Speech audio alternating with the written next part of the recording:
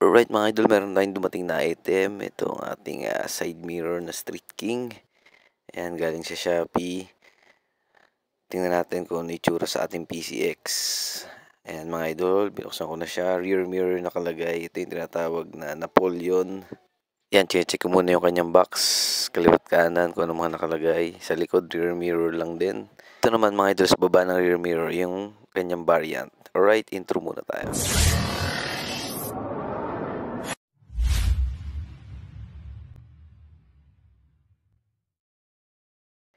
Yan ang kanyang itsura mga idol, side mirror. Yan, poging-pogi yan, maikli lang siya. Ayan, full adjustable siya.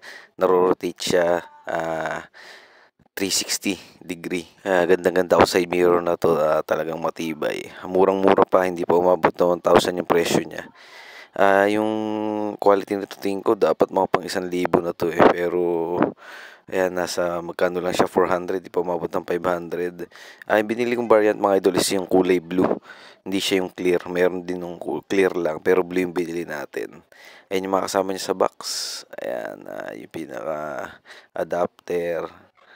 Tsaka yung mismo side mirror. Tapos yung mga Allen wrench niya. Kasama na lahat, kaya kompleto na. Wala ka ng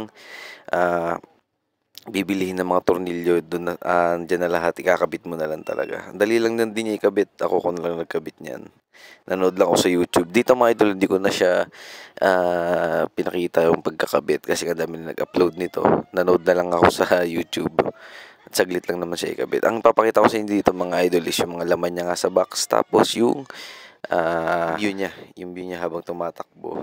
Pakita ko sa inyo. Yan, may kasama rin mga takip, tsaka Allen wrench din yung kanyang side mirror. Ayan, yung mga takip para iwas kalawang kapag nababasa. Yun lang ang laman niya mga idol. Wala na siyang laman. Ayan. Pari plastic na yan. Nakuha ko na yung mga laman niya. Wala na siyang laman sa loob. Alright. Tignan natin yung mga item. Sa na-orderan ko, shoutout. Okay naman, may bubble wrap pa yung mismo salamin. Bukod doon sa bubble wrap ng box, tapos ayun yung salamin niya nakabalot pa ng plastic. Safe na safe talagang dadating sa inyo. Tapos kompleto naman yung kanyang mga parts. Ayan, walang kulang. So ina-install ko na maayos. Maya-maya konti, pakita ko na sa inyo yung bumabiyahe tayo. Ito pala muna yung view ng blue lens. Ayan, naiwas ilaw yan mga idol. Yun nga lang, sabi may huli daw. Hindi ko lang sure kung meron niya. Pero tingin ko naman wala. Alright, na yung sample ng umaandar tayo. Makikita niyo yung view tsaka yung pagka-blue na lens niya.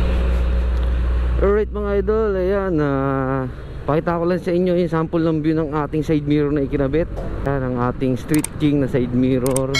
Usong-usong ngayon dahil lang ganda niya. Nasa sa inyo kung gusto nyo yung dikit na dikit sa kamay nyo, pwede. Pero ako, wala na masyado sigurong kita yon. Pero kung ginawa ko yan, medyo nakaangat to. Kaya kita nyo naman, kitang kita yung likod, track, sa kabila. Sana tayo yung R25, nanawa na ako sa R25 side mirror. So, ito naman tayo ngayon, Street King. Strip ko siya kasi yan, kitang kita talaga yung mga nasa likod, buo talaga. Ito, para ka nagbalik sa stock. Diba stock maganda talaga kasi stock Kaso nga lang, yung stock kasi sobrang haba ng tangkay, yung pinaka niya. Ito na nakita ko tong ganitong medyo maikli, tapos solid din yung niya, forma. Binili ko na.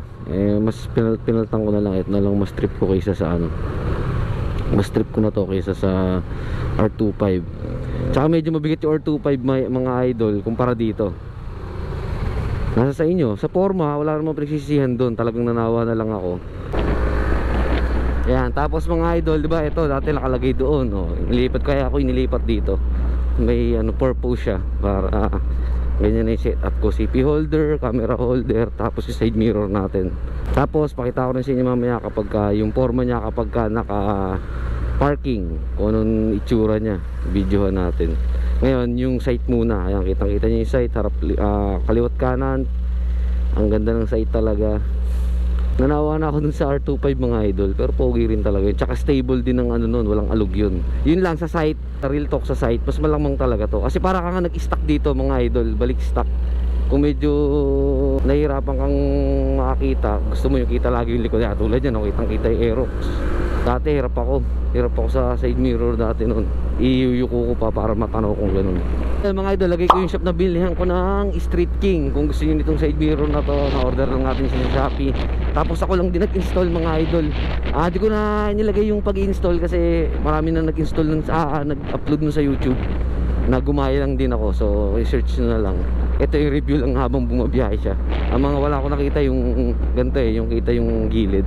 Papanay pag-install lang yung naka-upload sa YouTube. Yung gantong bumabiyahe wala. Kaya ito na lang yung nilagay ko. Tsaka yung unboxing lang kung saan ko nakabili. So yun mga idol, pakita ko na sa inyo yung nakaparking na tayo.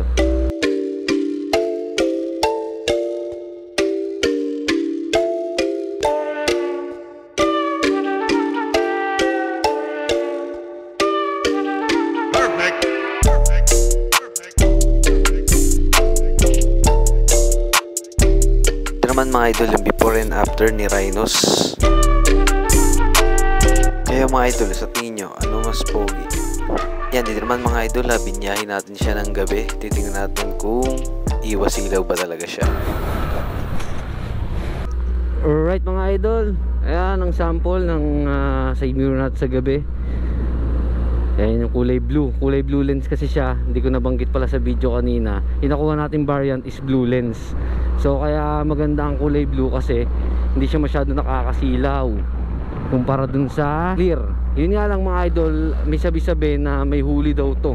Hindi ko lang sigurado kung totoo. Yung blue daw sinisita daw ng LTO. Hindi ko pa naman na-experience. Hindi ko kasi alam na ganun, na bawal daw.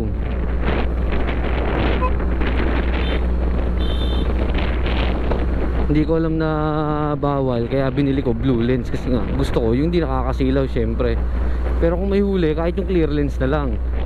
Kaso sabi nga nila ano daw, may huli daw. Pero hindi ko pa naman nasusubukan gawa ng ayan, hindi pa naman ako na-checkpoint. Tsaka hindi pa ako nakapagparehistro na ito yung side mirror. Malalaman yan pag nagparehistro. Pero sabi ng iba hindi daw yung sabi naman ng iba oo. Kaya mahirap maniwala. Ayan, blue lens siya mga idol. Ayun lang naman, share ko lang naman. So ayun siya, hindi siya masyado nakakasilaw. Nasa sa inyo kung anong gusto nyo, kung blue lens o clear lens. Pero yung blue talagang medyo nagle-less ng silaw sa katabi. Pag sa side mirror hindi mo masyado makikita. Yung clear, silaw na silaw ka talaga, lalo pag may lakas ang ilaw ng katabi. Yan lang naman ang difference niya. Sa gabi ka may advantage. So yun lang mga idol, pakita ko sa inyo yung night and day nitong side mirror na to. Experience natin. So ride safe sa atin, ingat tayo palagi. Salamat sa suporta kay Vlog Mamba. Please like and subscribe. Nas comment na rin kayo kung may mga tanong kayo. Lagi naman tayo, active naman tayo sa pagsagot sa mga tanong ng mga subscriber natin. Alright mga idol, ingat tayo palagi, ride safe. Peace out.